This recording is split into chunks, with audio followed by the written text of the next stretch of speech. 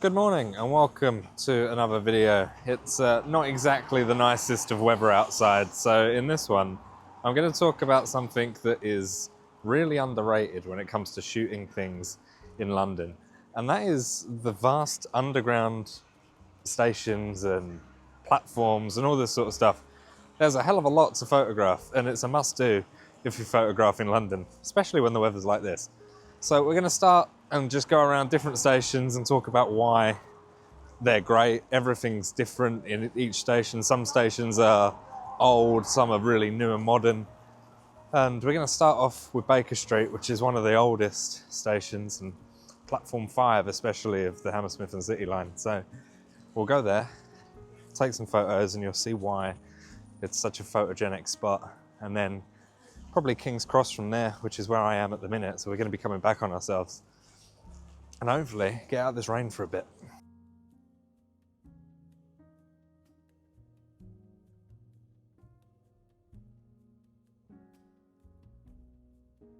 Now, the reason I choose Baker Street as a station to capture texture and sort of like old times is for platform 5 on the Hammersmith and City and Circle line.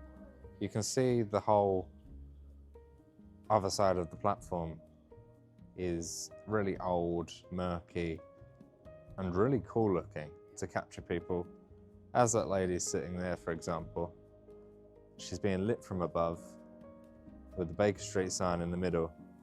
You can capture some really cool images here, and I've done it a few times, not too often, but if I'm ever around this area, it's always worth popping into the station and just trying to capture something. We're going to be jumping on the train here as well to go to King's Cross as our next stop.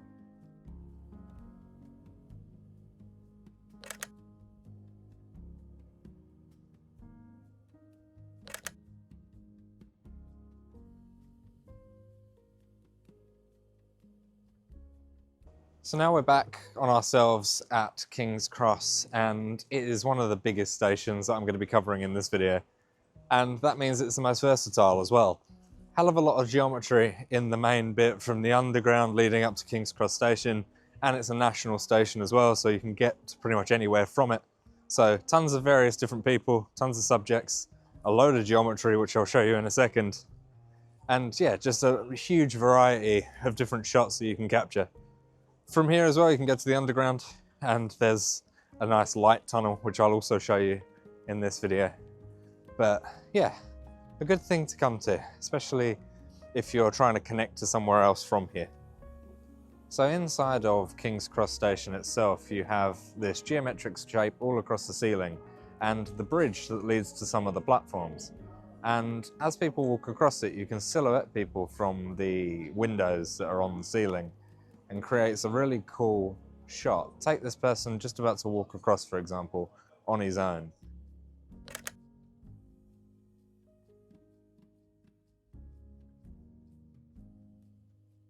A lot of people do it, you know, it's quite a common spot, but if you're photographing train stations, this, in my opinion, is a must. So just outside of the main bit of King's Cross Station, you've got King's Cross and Pancras Underground, and this extends quite a distance. We're at 2 Pancras Square at the minute, which is just up from King's Cross Station towards Coal Drops Yard. And if you go to the underground right here, you'll see a massive light tunnel. Now the entrance to it is just behind me there. We're going to go down there. I'll show you what I mean. I've showcased it in a few videos before, so we're going to keep doing that. And here you go, this is the light tunnel. Depending on when you come here, the lights on the walls may be different. But as you can see, there's leading lines, there's geometry, there's all sorts here. Like I said, I've showcased this in previous videos before, but I will keep coming here because it's such a good photo spot.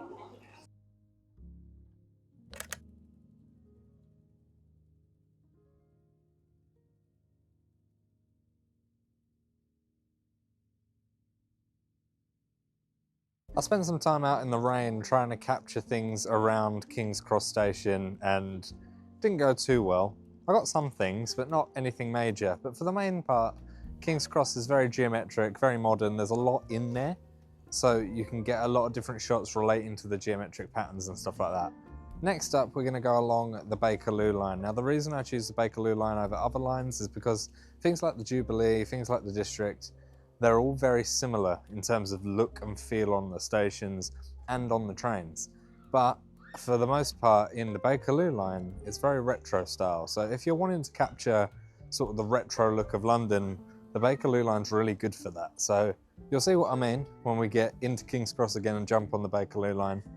But yeah, if you want to get pictures inside of trains that look a bit retro, a bit more old school, Bakerloo line for sure.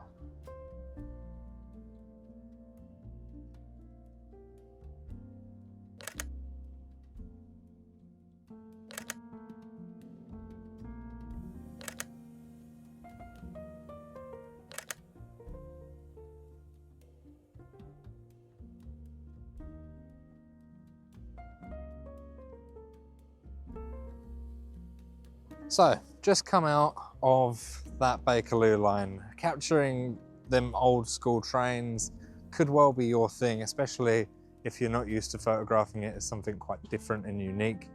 Now, there's plenty more things that we can see, plenty more stations, plenty of different lines that you can go to, all having something different to offer. One of the great ones, as I mentioned, is the Circle line. The Circle line basically incorporates a lot of old meets new, has a lot of the more visited stations, so you get a variety of different people. On top of that though, if you go District line, everything's a bit more white, a little bit more clean, and you can get leading lines a lot easier and stuff like that in a variety of different situations. One of the train stations that I'm about to show you though is the newest. That is the Elizabeth line and all of the train stations surrounding that. We're going to head probably to Tottenham Court Road and see that one. And you'll see what I mean. It looks like something out of a Star Wars film. In fact, I think it was used for a Star Wars film at some point. It's very modern, very new, very different to the rest of the lines. And you can get some cool shots there.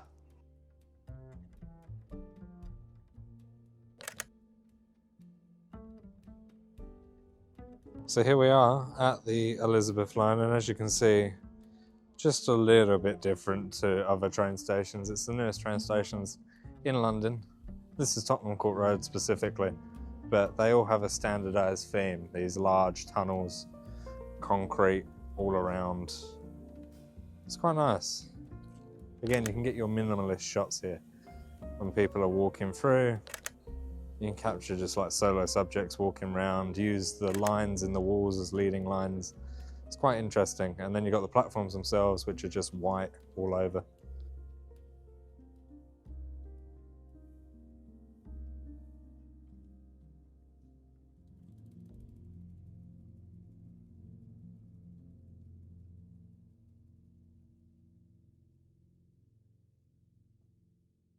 And that's pretty much it for this video. We've been through a bunch of different stations, and there's tons of different stations you can go to that I haven't showcased in this video. Every line's different for one way or another. If you're on the Central line, you're going to get hot. If you're on the Circle or the District line, you're going to get sort of clinical white walls and some minimal space. If you're on the Elizabeth line, you can see very similar, but it looks more modern and fresh and new.